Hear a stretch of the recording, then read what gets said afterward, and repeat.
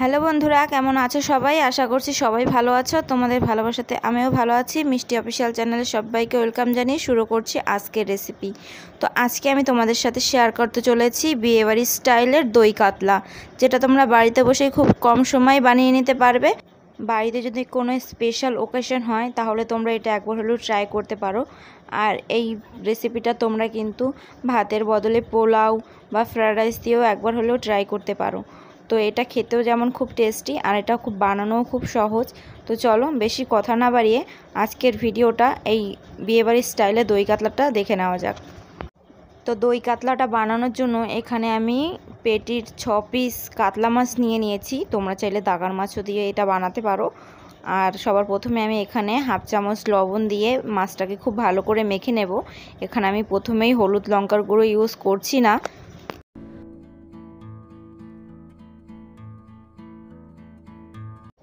তো মাছটাকে খুব ভালো করে মাখিয়ে নিয়েছি। এবার মাছটাকে এরকমভাবে 10 মিনিটের জন্য রেখে দেব।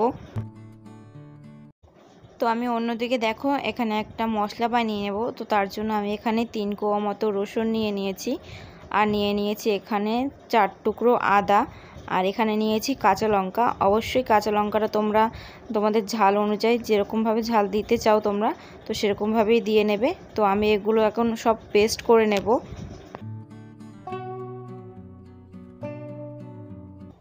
তো দেখো এখানে আমাদের আদা রসুন আর কাঁচা লঙ্কার পেস্ট একদম রেডি হয়ে গেছে। এটা আমি এখন একটা বাটিতে ট্রান্সফার করে নিচ্ছি। এরপরে দেখো আমি এখানে দুটো মিডিয়াম সাইজের পেঁয়াজ নিয়েছি। এটাও আমি খুব ভালো করে মিক্সিতে দিয়ে ভালো করে পেস্ট করে নেব। তো আমাদের পেঁয়াজ পেস্ট করা হয়ে গেছে। আর এখানে দেখো আমি পেঁয়াজ আর আদা রসুন কাঁচা লঙ্কাগুলো পেস্ট করে নিয়েছি। এবার সরাসরি আমরা রান্নাতে চলে যাব। সবার প্রথমে আমি একটা কড়াইয়ের ভিতরে দিয়ে দিচ্ছি বেশ খানিকটা সর্ষের তেল। সর্ষের তেলটা আমাদের খুব ভালোভাবে গরম হয়ে গেছে। তো এরপরে আমি এই তেলের ভিতরে নুন মাখানো কাতলা মাছগুলো দিয়ে দেব।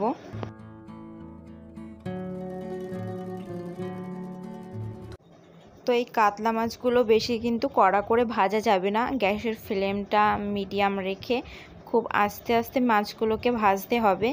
এক পাশ এরকম হালকা হলুদ হয়ে গেলে এটা উল্টে দেব, কারণ এটা বেশি কড়া করে ভাজা হয়ে গেলে কিন্তু দই কাতলাটা খেতে একদমই ভালো হবে না।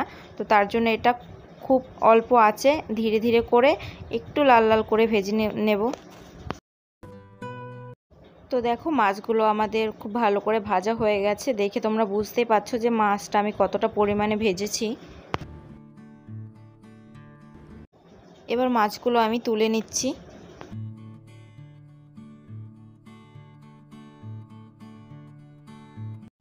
তো বাকি রান্নাটাও আমি এই তেলেই করব। তো তার জন্য এখানে আমি দিয়ে দিচ্ছি ফোড়ন। এখানে আমি দুটো শুকনো লঙ্কা দিয়েছি, আর দিয়ে দিচ্ছি হাফ চামচ মতো গোটা জিরে।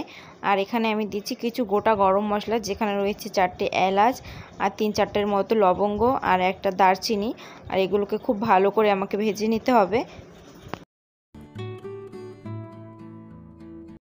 তো এরপরে আমি দিয়ে দিচ্ছি এখানে হাফ চামচ মতো লবণ। আমার রেসিপিটা যতটা লবণ দরকার তো আমি ততটাই দিয়ে দিলাম। আর লবণটা প্রথমে দেওয়ার কারণ হচ্ছে আমি যে পেঁয়াজ বাটাটা দেওয়ার পর দেখবে পেঁয়াজ বাটাটা অনেকটা তেলগুলো ছিটকে ছিটকে ওঠে। তো লবণটা প্রথমে দিয়ে দিলে পেঁয়াজটা দেওয়ার পর আর তেলটা ছিটকাবে না।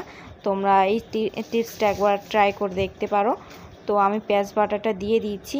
আর এটা এখন আমি এর ভিতরে বাটিটা ধুয়ে একটু জল দিয়ে দিলাম এর ভিতরে। তো পেঁয়াজ বাটাটা দিয়ে আমাদের এটা তেলের সাথে খুব ভালোভাবে 1 থেকে 2 মিনিট ভালোভাবে ভেজে নিতে হবে। তো 1 থেকে 2 মিনিট আমরা পেঁয়াজটা ভেজে নিয়েছি। তো এরপরে আমি এখানে দিয়ে দিচ্ছি হাফ চামচ মতো, এখানে আমি দিয়ে দিচ্ছি ধনের গুঁড়ো, আর দিয়ে দিচ্ছি এখানে হাফ চামচ মতো জিরের গুঁড়ো। আর এখানে দেব যে আদা রসুন আর কাঁচা লঙ্কাটা পেস্ট করে রেখেছিলাম, তো সেটা এখন দিয়ে দিলাম। তো মশলাগুলোকে কিন্তু খুব ভালোভাবে এর সাথে ভালোভাবে কষিয়ে নিতে হবে।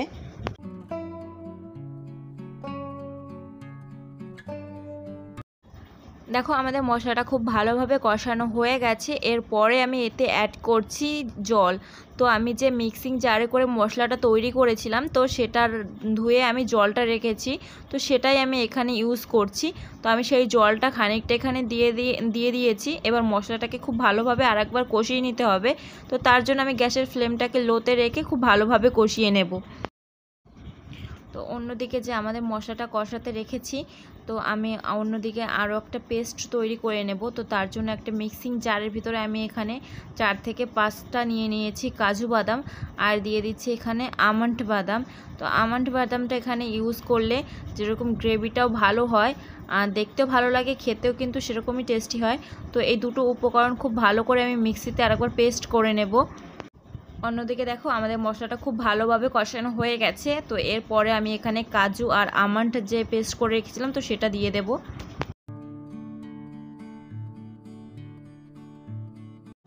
সব কিছু দিয়ে এটাকে আমরা খুব ভালো করে আরেকবার কষিয়ে নেব যতক্ষণ না এর থেকে তেলটা ছাড়ছে।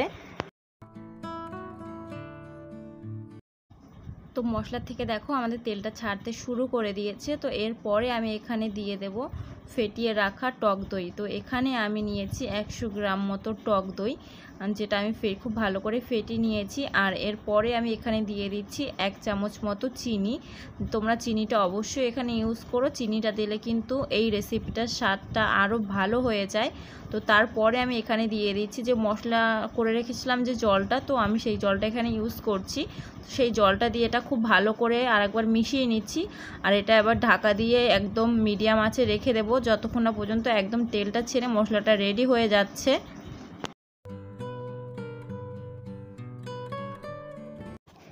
5 থেকে 6 মিনিট হয়ে গেছে, আর আমি ঢাকনাটা সরিয়ে নিচ্ছি। দেখতে পাচ্ছ মশলাটা প্রায় আমাদের হয়ে গেছে।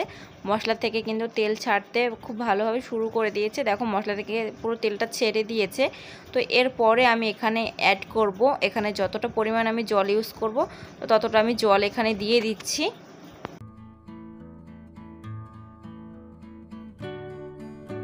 যেহেতু আমাদের এই রেসিপিটা একটু গ্রেভি হবে, তো তার জন্য জলটা প্রয়োজন মতোই দিও। আর এখানে এবার আমি ভেজে রাখা কাতলা মাছগুলো দিয়ে দেব। এবার এটা ঢাকা লাগিয়ে 5 থেকে 6 মিনিট লো টু মিডিয়াম আঁচে ভালো করে রান্না করে নেব।